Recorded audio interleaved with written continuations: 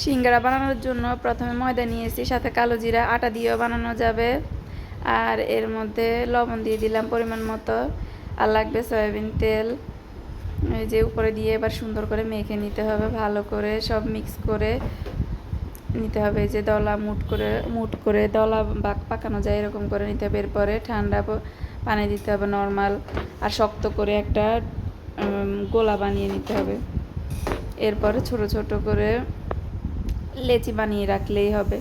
এরপরে সিঙ্গারার ভিতরে পুর রেডি করব। সব উপকরণগুলো নিয়েছি, আর সাথে জিরা এবং আদা বাটাও দিব। এখন তেলের মধ্যে পেঁয়াজ, কাঁচামরিচ, রসুন দিলাম, আর মরিচ গুঁড়া আর জিরা গুঁড়া, হলুদ গুঁড়া, লবণ পরিমাণ মতো অল্প করে দিয়েছি, আধা চামচ করে। এরপরে আলু দিয়ে দিলাম সাথে, আর উপকরণগুলো দিয়ে দিচ্ছি, আর সাথে দিব পানি দিয়ে কতক্ষণ নেড়ে চেড়ে ঢাকনা দিয়ে রাখলে 10-15 মিনিটের মধ্যে হয়ে যাবে।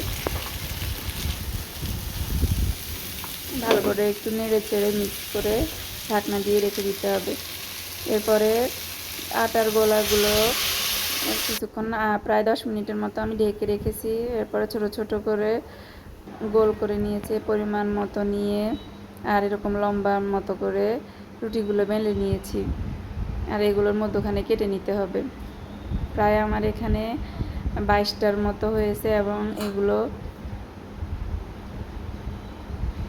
মধ্যখানে টুকরা করে পিস করে নিলে হয়ে যাবে একটা রুটিতে 2টা করে সিঙ্গারা হবে। আর এই যে পুরগুলো রেডি হয়ে গেছে। এরপরে এই যে বানানোর নিয়মটা দেখিয়েছি, এভাবে করে ভাঁজ করে নিয়ে একটু পানি লাগিয়ে দিতে হবে। এরপরে বাকি 5টা উপরে দিয়ে ভিতরে পুর দিয়ে দিতে হবে, দিয়ে ভালো করে সিল করে দিলেই হবে। সিঙ্গারার শেপ বিভিন্ন রকমের শেপ দেওয়া যায়, আমি এরকমই 2 রকমের শেপ দেওয়া যায়, আমি এরকম করে দিয়েছি। এই যে এভাবে করে ভালো করে মুখটা আটকিয়ে দিতে হবে।